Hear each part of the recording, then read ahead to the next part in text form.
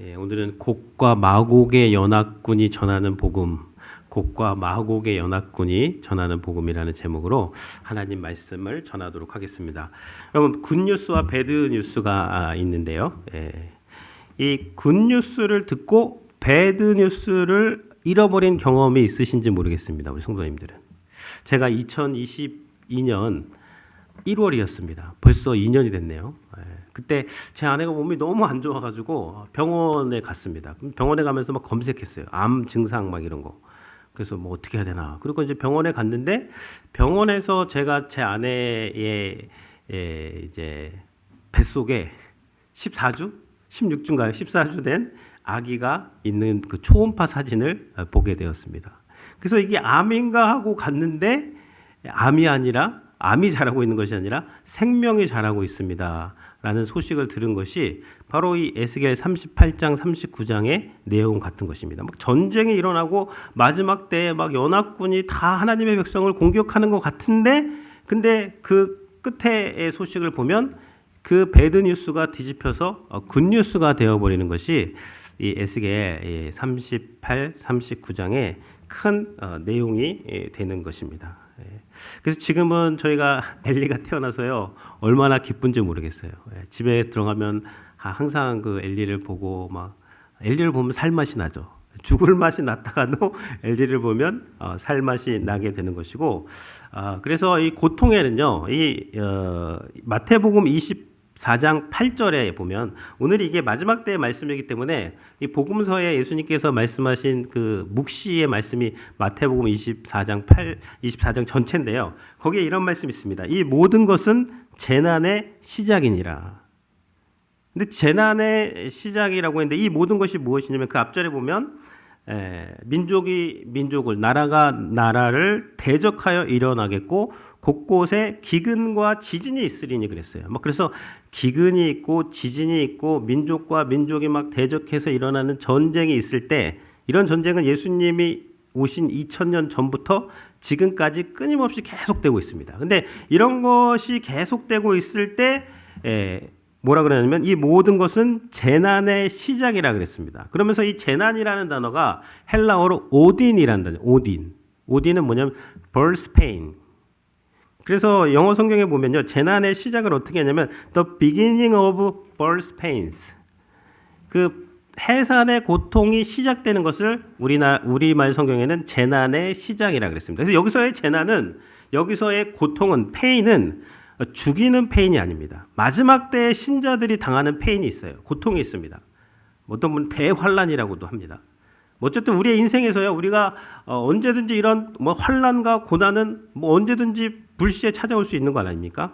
근데 그러한 고통이 찾아올 때 신자가 경험하는 그 페인은 죽이는 페인이 아니라 살리는 페인이라는 거예요. 산고라고 하죠. birth pain, 해산의 고통이라는 것이죠. 그래서 아기가 태어나고 나면 그 태어난 기쁨으로 말미암아 그 해산의 고통을 잊어버리게 되는 그 고통이 마지막 때 신자들이 당하는 고통이 되는 것입니다.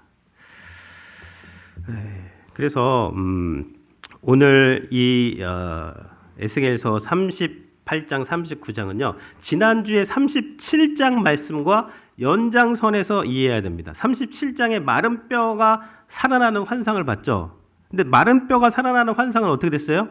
1차적으로 바벨론의 포로로 끌려가 있는 이스라엘 백성들에게 주신 말씀이라고 했죠. 그래서 그 바벨론의 포로로 너희가 끌려가 있지만 너희가 다시 살아나게 될 것이다. 1차적으로 그 바벨론 포로에 있는 이스라엘 백성들에게 주신 말씀이고, 2차적으로는 영적 이스라엘인 우리들에게 주시는 말씀이에요.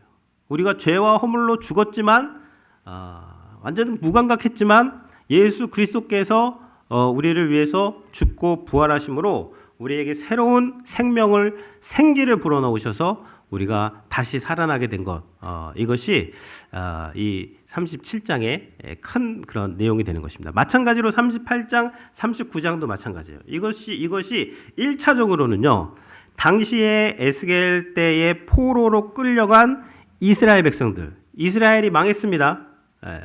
또 새로운 분들이 계시기 때문에 좀 더 설명을 해야 될 것 같아요. 586년에 나라가 바벨론에 의해서 망하고 포로로 1차, 2차, 3차로 이제 끌려가고 이제 완전히 이제 망한 거예요. 망한 후에 하나님께서 마름뼈 환상도 보여주시고 오늘 본 38, 39장에서는 이 마지막 때에 있을 큰 전쟁의 환상에 대해서 보여주시는 것입니다. 근데 이 보여주시는 목적은 하나님께서 그 백성을 궁극적으로 최종적으로 승리하게 하신다라는 그 확신을 주기 위해서 이 말씀을 하시는 것이고, 이 말씀은 그 포로로 끌려간 이스라엘 백성들에게만 해당하는 말씀이 아니라 지금 우리가 예수님을 믿고 살아가는 모든 성도들에게, 모든 성도들도 마지막 때에 이런 어떤 환난을 만나게 되는데요. 그때 하나님께서 우리를 구원해 주신다라는 그런 말씀으로 이 말씀을 이제 이해하시면 되겠습니다.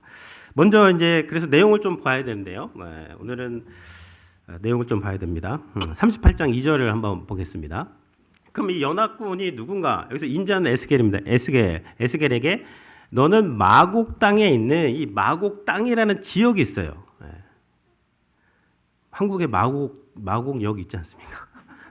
그 마곡이 아닙니다. 이 마곡은 어떤 지명이에요. 마곡이 있는데 거기에 로스와 메섹과 두발 왕 고객에 그랬어요. 그래서 이 로스라는 것은요, 이제 공동 번역에 보면 이것이 이제 칩, 헤드 이렇게 번역이 됩니다. 그래서 메섹과 두발의 맹주 고객에 그랬습니다. 그래서 곡이 결국 마곡 땅의 왕이에요. 그러니까 곡이 왕이고 마곡 땅에 누가 산다?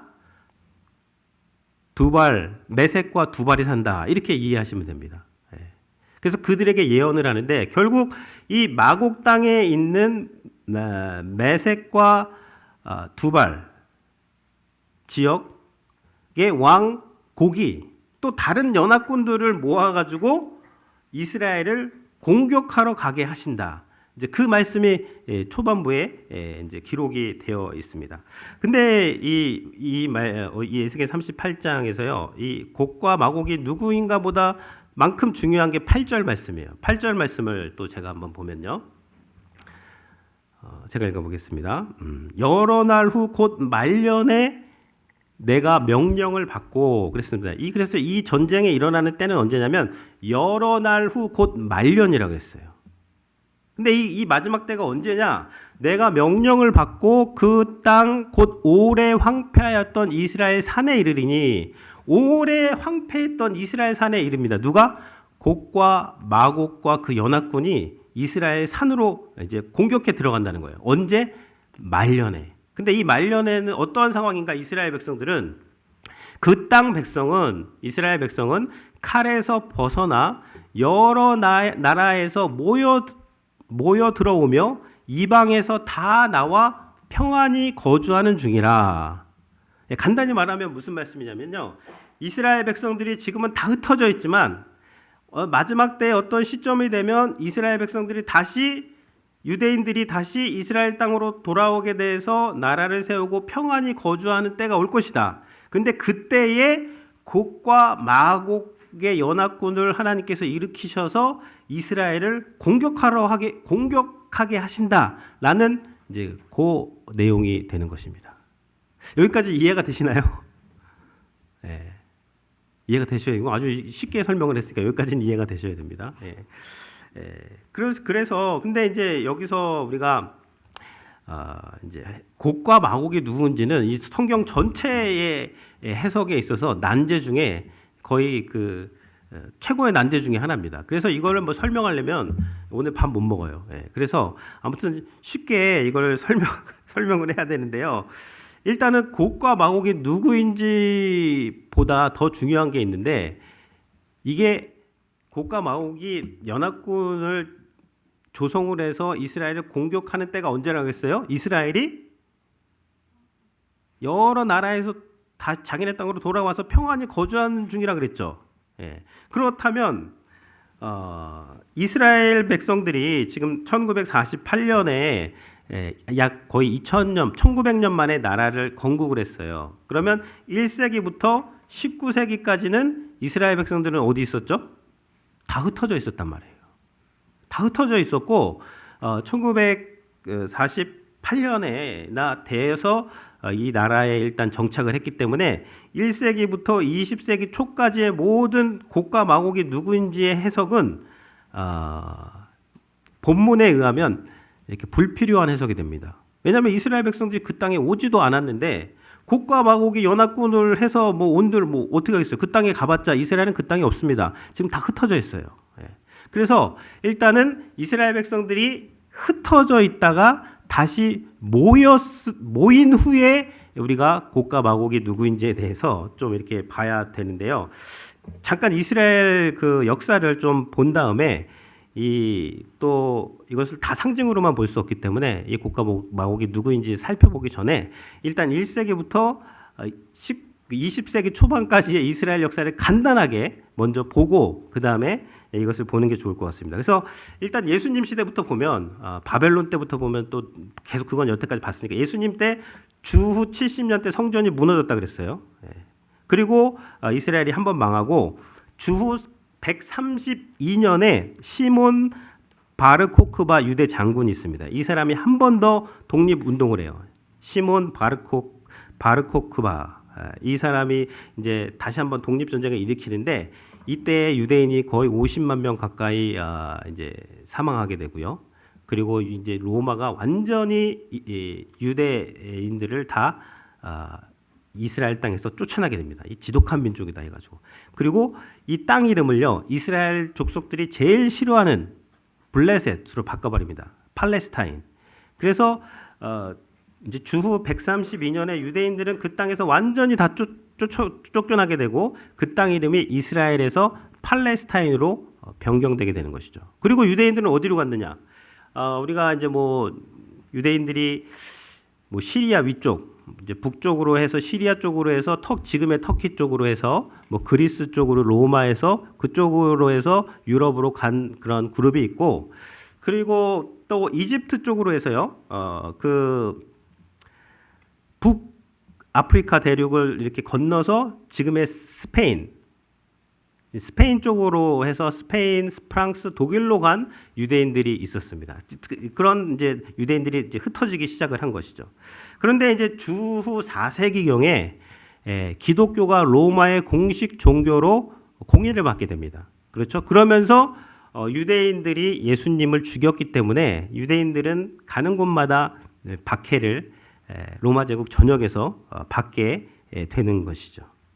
그리고 이제 쭉 시간이 지나서 한 11세기가 되면 약 200년 동안 십자군 전쟁이 일어나게 됩니다. 근데 그 십자군 전쟁에서도 이 유대인들이 이제 어디를 가든지 기독교 그 국가에서는요 유대인들에게 이렇게 좋은 잡을 주질 않았습니다. 그래서 그때 당시에 좀 이렇게 천한 것이 뭐냐면 고리대금업이었어요. 성경에 보면 고리대금업 하지 말라 그러는데 뭐 누군가는 해야 되니까 이제 그런 것들을 이제 그런 직업을 이제 처음부터 이제 하게 그게 좋은 게 아니었어요. 완전 천대받는 직업인데 어쨌든 그런 것을 통해서 유대인들이 근면성실하게 해서 또 잘 사니까 부를 이루니까 이런 십자군 전쟁 같은데 유대인들이 가진 그런 재산을 다 몰수해 버리고 막 빚 같은 거 안 갚고 그냥 다 죽이고 그런 많은 박해가 있었습니다.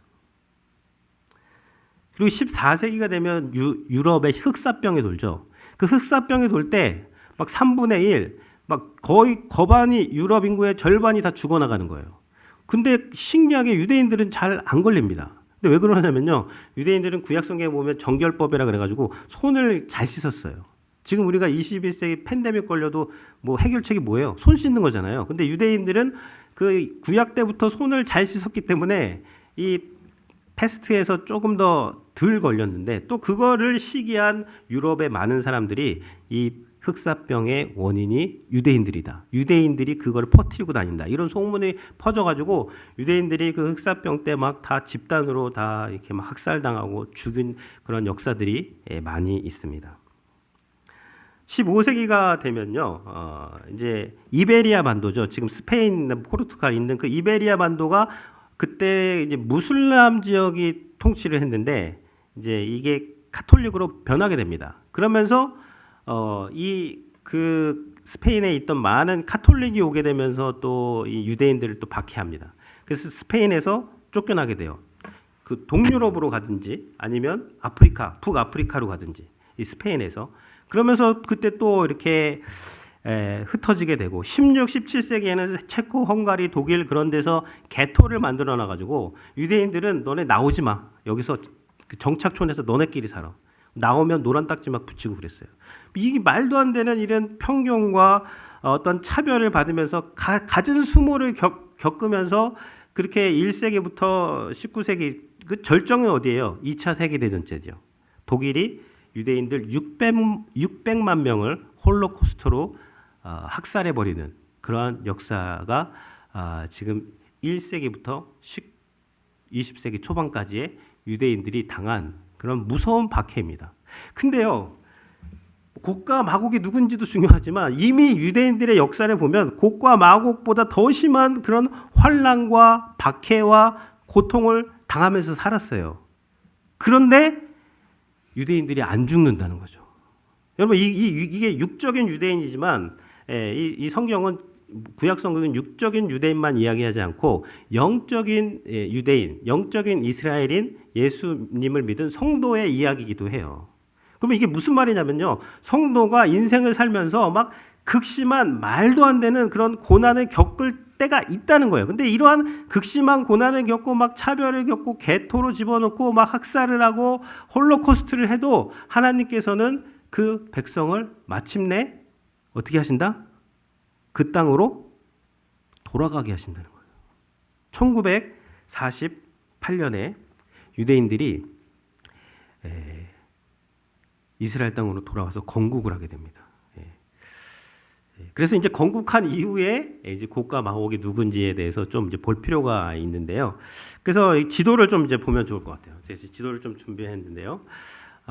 잘 보이실런지 모르겠는데 저기 이스라엘이 중앙에 있고요. 다시 2절을 봐야 되는데 간단하게 설명만 드릴게요. 이게 뭐 다 상징이라고 그러고 넘어가면 안 되니까 2절을 보면 이게 아까 어떻게 되어 있죠? 마곡 땅에 있는 로스와 메섹과 두발 왕, 그러니까 메섹 두발이 누구인지를 봐야 되는데 마곡 땅이 어디인지 다시 지도를 보시면요.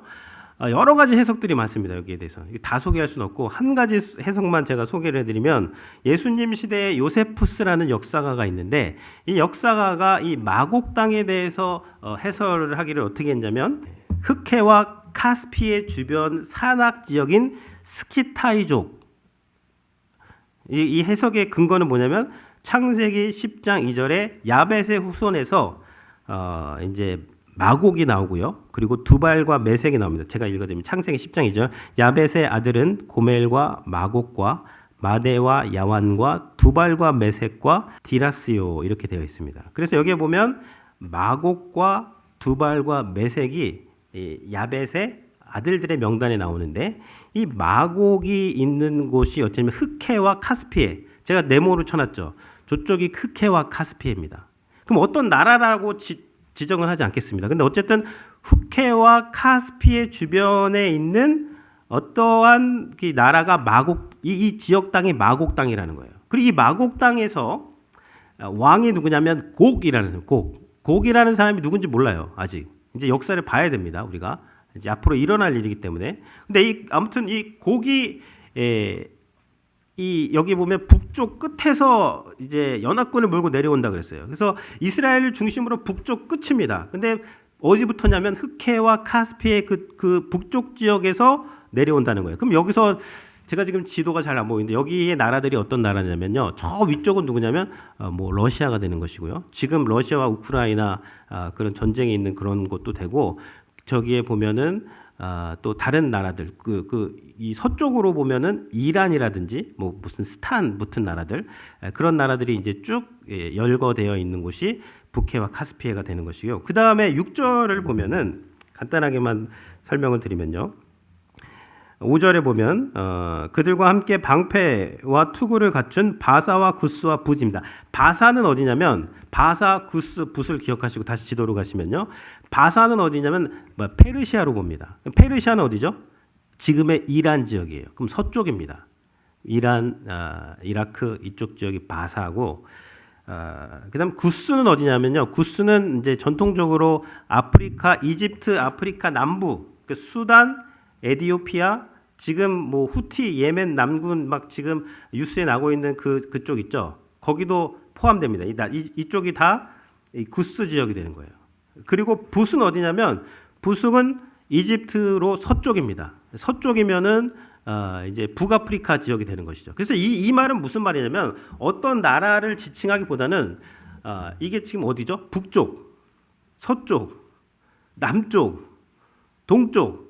그러니까 이스라엘을 중심으로 해서 동서남북에 있는 그런 강대국들이 다 마지막 때에 어떤 하나가 연합군이 되어서 그 대장은 북쪽에 있는 곡이라는 사람인데요. 어쨌든 그 사람이 되어서 이스라엘을 막 공격하고 쳐 내려오는 그런 일이 일어날 것이다. 이 참 이해하기 힘든 말씀인데요. 이것이 지금 기록되어 있습니다. 근데 이 싸움에서 하나님이 개입을 하셔서 승리를 주시겠다라고 그렇게 말씀을 하고 있는 것입니다. 그 다음 지도를 좀 보시면요. 저게 그래서 제가 이스라엘이 1900년 만에 어떻게 나라를 되찾았는가 보니까 그때가 언제냐면 세계 1차 대전입니다. 근데 저기 보면은요, 저 초록색 국가들이 이제 동맹군이에요. 독일, 오스트레일리아, 헝가리, 그리고 오스만 제국. 이 오스만 제국이 당시에 팔레스타인 지역이 오스만 제국의 영토였습니다. 그때 저 1차 세계대전까지 이 이스라엘 현재 이스라엘 땅은요 팔레스타인 지역이었어요. 1세기부터 20세기까지. 그런데 1차 세계대전이 발발하고 오스만 제국이 여기 참여하는데 이제 영국 사람들이 오스만 제국의 식민지인 아랍 사람들에게 이제 이렇게 독립운동을 해라. 그리고 유대인들이 영국의 전쟁 자금을 지원하면서 나라를 세우게 해주십시오. 이게 긴 스토리인데요. 짧게 말하면 어떻게 되냐면 여기 있는 모든 나라들의 전쟁을 통해서 에스겔 38장에 보면요. 아까 나라들 있죠. 그런 나라들을 다 일으키시고 주권으로 다스리시는 게 누구냐면 하나님이시라는 건데 결국 세계 1차 대전의 이런 격동, 여러 나라들의 격동을 통해서 하나님께서 어떤 일을 하시냐면 이스라엘을 1900년 만에 독립시켜 버리시는 이런 전무후무한 그러한 일을 행하시게 되는 것이죠. 그 다음 지도를 보면요. 오스만 제국 밑에 초록색 거기가 다 오스만 제국이었는데 이 오스만 제국이 이때 망하면서 아랍 국가들이 독립을 하는 동시에 팔레스타인에도 유대인들이 정착을 하게 되고 팔레스타인과 유대인이 함께 살게 되는 거예요. 1차 세계대전 이후로. 그래서 다음 지도가 있나요? 그래서 이게 이제 그러면 이제 언제 법적으로 이스라엘이 이제 나라를 갖게 됐느냐? 47년 유엔에서 투표를 합니다. 그러니까 어떤 한 나라가 영국은 빠져요. 골치가 아파서. 그리고 유엔에게 넘기는데 유엔에서 투표를 하게 됩니다. 투표를 해서 그 분할한 우리나라 남북 나눈 것처럼요. 이 이스라엘과 팔레스타인도 나누게 돼요. 그래서 어떻게 나눴냐면 52대 48로 나눴어요. 근데 그 당시에 팔레스타인의 인구가 거의 90%도 넘었는데 유대인은 뭐 조금밖에 없고 근데 반반씩 나눈 거죠. 그러니까 뭐 이게 되겠어요? 안 되죠. 그러니까 이 유엔의 이 강제 분할안이 통과되고 나서 바로 전쟁이 터지죠. 전쟁이 터지는데 그 전쟁이 4번 있었습니다. 중동에서. 4번 있었는데 4번의 전쟁을 거듭하면서 처음에 47년도에는 파란색이 팔레스타인, 하얀색이 유대인들이었어요. 근데 유엔의 결의안이 반반이고요. 그리고 2005년도에 가면 어떻게 됐어요? 하얀색이 다 이스라엘 땅. 지금 가자 지구가 저 끝에 있는 녹색입니다. 거기에 하마스가 저기에 있는 거예요. 하마스. 그리고 이 서한 지구는 지금 계속해서 쪼그라들고 있고 나머지 하얀색이 다 이스라엘이 되고 있는 거죠. 여기까지 일단 보도록 하겠습니다. 그래서 적용을 해야 돼요. 적용을 해야 되는데요. 그래서 오늘 말씀을 통해서 이제 몇 가지 적용을 하고 말씀을 마치도록 하겠습니다.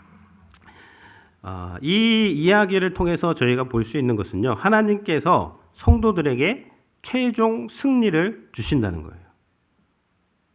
38장 21절을 제가 읽으면요. 주 여호와의 말씀이니라 내가 내 모든 산 중에서 그를 칠 칼을 부르리니 각 사람이 칼로 그 형제들을 칠 것이며 마지막 전쟁에서 그 연합군이 서로 싸우게 하신다는 거예요. 하나님께서. 자중질환이 일어난다는 말이고요. 그다음 22절에 보면 내가 또 전염병과 피로 그들을 심판하며 쏟아지는 폭우와 큰 우박덩이와 불과 유황으로 그와 그 모든 무리와 그와 함께 있는 많은 백성에게 비를 내리듯 하리라. 연합군이 어떻게 망해요? 자기들끼리 싸우고 또 하늘에서 우박덩이와 폭우와 불과 유황이 내려서 그 연합군을 망하게 한다는 거예요. 그럼 이스라엘이 한 게 뭐가 있어요? 이스라엘은 한 게 없어요.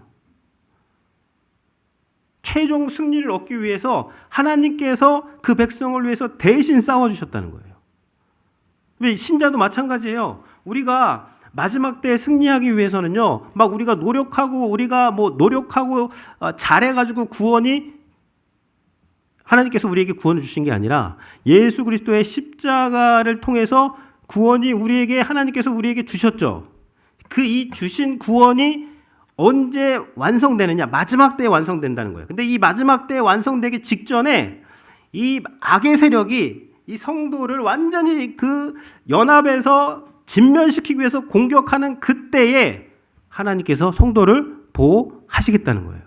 근데 그때 성도의 힘으로 그 싸움을 싸우는 것이 아니라 내가 내 백성을 위해서 싸울 것이다. 그리고 내가 내 백성에게 승리를 줄 것이다. 그 말씀을 하고 계시는 것이죠.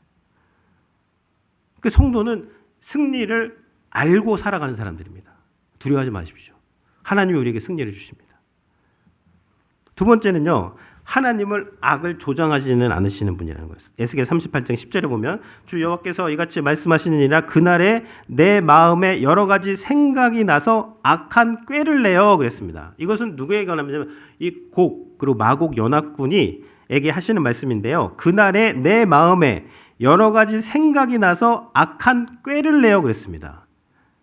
하나님께서 곡과 마곡을 이끌어 내신다. 막 물고기를 잡는 것처럼 아가리를 끼워서 나오게 하신다 그랬는데, 그러면 곡과 마곡은 그러면 아무 생각 없는데 하나님이 악하게 전쟁을 일으키신 것인가? 그게 아니라 이 곡과 마곡이 악한 생각을 했다는 거예요.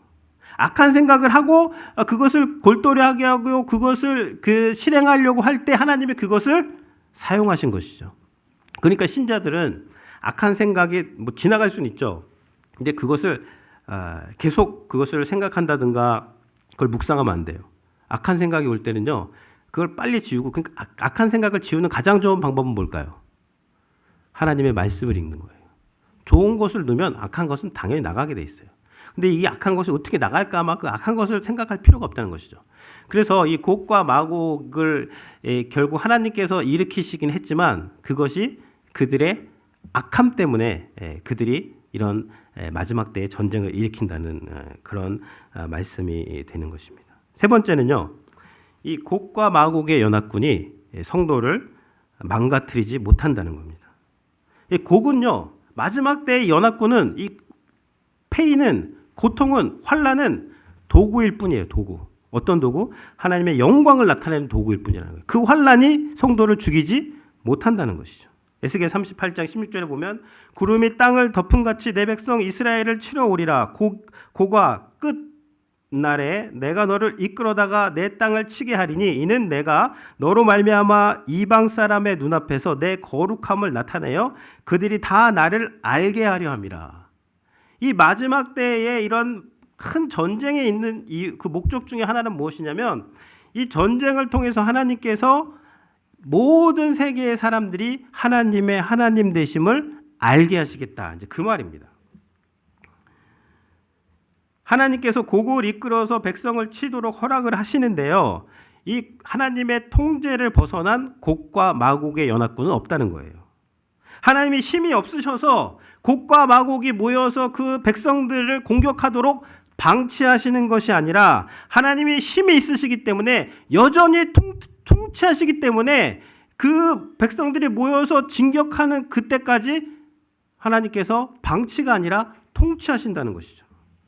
인간의 눈으로 보기에는 야 하나님이 지금 어디 계신가, 지금 이때 지금 뭐 하고 계신가라고 생각할 수 있지만, 그러나 하나님께서 지금도 여전히 통치하시고 마지막 때에 그 연합군을 진멸시키심으로, 괴멸시키심으로, 완전히 없애버리심으로 그 백성을 구원하는 전능하신 하나님이시라는 것입니다. 십자가의 환란을 보세요. 십자가의 환란 할 때 하나님께서 뭐 하셨어요? 무기력하게 방치하신 것 같잖아요. 예수님이 십자가에서 죽으셨을 때 하나님이 방치하신 것 같지만, 그러나 예수님의 십자가의 그 죽으심으로 하나님께서 온 세상의 죄를 사하시는, 용서하시는 근거를 만드시고 온 세상을 통치하신 것이 십자가 사건이 되는 것이죠. 그러니까 환난을 통해서 죄와 사망에서 하나님의 백성들을 구원하시고 새 생명을 주시는 분, 새 생명을 그 환난에서 이끌어내시는 분, 그분이 우리 하나님이시라는 그런 것입니다. 마지막으로는요, 하나님께서는 환난 가운데서도 한 사람도 잊어버리지 않는다는 거예요. 에스겔 39장 28절에 보면, 전에 내가 그들이 사로잡혀 여러 나라에 이르게 하였거니와 후에는 내가 그들을 모아 고국 땅으로 돌아오게 하고 그 한 사람도 이방에 남기지 아니하리니 그들이 내가 여호와 자기의 하나님인 줄 알리라. 이게 무슨 말이에요? 한 사람도 이방에 남기지 않고 다 고국으로 돌아오게 하겠다. 무슨 말이죠? 유대인들이 세계에 흩어진 유대인들이 다 돌아온다. 라는 말씀보다는요, 이 말씀은 하나님께서 선택하신 하나님의 백성들이죠. 하나님이 선택하신 사람들, 한 사람도 잊어버리지 않고 누구든지 예수 그리스도를 믿기만 하면 하나님이 구원하시고, 하나님께서 구원하신 그 사람들 다 끝까지 한 사람도 예외 없이 다 지켜주신다는 거예요. 하나님 보호하시고, 하나님께서 구원하시고 그들과 함께 하시고, 그들의 인생에서 어떠한 그런 어려움, 곡과 마곡의 연합군의 공격 같은 그러한 상황을 당할지라도 하나님께서 그 한 사람도 잃어버리지 않고 하나님께서 다 구원하신다라는 그러한 메시지가 들어가 있는 거죠. 마지막으로요, 마지막 이제 이 39절의 마지막입니다. 그 39장 29절에 보면, 내가 다시는 내 얼굴을 그들에게 가리지 아니하리니 이는 내가 내 영을 이스라엘 족속에게 쏟았음이라, 주 여호와의 말씀이니라. 다시는 내 얼굴을 그들에게 가리지 아니하리니, 무슨 말입니까? 얼굴을 가렸다는 것은요, 이스라엘 백성들이 자기 그 이스라엘 땅에 살다가 하나님께서 얼굴을 가려버리니까 바벨론으로 아수르로 끌려갔다는 거예요.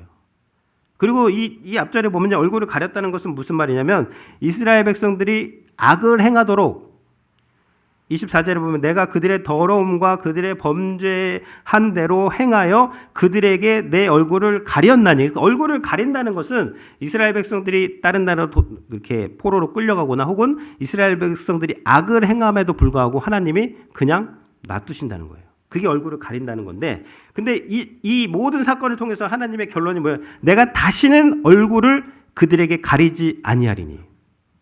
하나님 보호하실 뿐만 아니라 그들이 악을 행하지도 않고 또 하나님께 대적하지도 않게 하시겠다는 거예요. 근데 이렇게 하실 수 있는 근거가 뭐냐? 이게 마지막이 중요합니다. 이는 내가 내 영을 이스라엘 족속에게 쏟았음이라.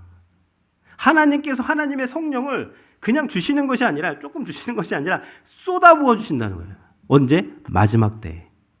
마지막 때에 하나님이 하나님의 성령을 쏟아부어 주셔서 그 백성이 하나님을 온전히 경외하게 되고 다시는 하나님께서 얼굴을 그 백성에게 돌리시는 일이 일어나지 않게 하나님의 성령께서 그 백성 가운데 임재하시고 함께하여 주셔서 그 백성이 하나님을 영원토록 예배하고 섬기는 그러한 일이 일어나게 될 것이다. 그것이 이 곡과 마곡의 전쟁의 마지막 말씀이 되는 것이죠. 이게 사도행전에 나옵니다. 베드로 사도가 오순절 성령 강림 후에 요엘서를 인용을 하는데, 요엘서는 뭐, 이는 내가 내 영을 요엘서의 말씀이, 그때 내가 내 영을 내 남종과 여종에게 부어주리니, 이 남종과 여종에게 부어준다는 거, 쏟아 부어준다는 이 에스겔 29장의 말씀이에요. 그러니까 성령 강림으로 하나님의 성령이 모든 그 남종과 여종들에게 내려오심으로 해서 이제 이 백성들이 하나님과 온전히 연합이 되고 하나님의 성령이 내주하심으로 다시는 하나님께서 얼굴을 돌리는 일이 일어나지 않게 하시겠다. 내가 너희 하나님이 되고 너희는 내 백성이 되겠다라는 말씀이 이 곡과 마곡의 마지막 이 전쟁에 주는 우리의 영적 교훈이 되는 것입니다. 오늘 말씀 기억하시면서요, 오늘 같이 찬양하도록 하겠습니다.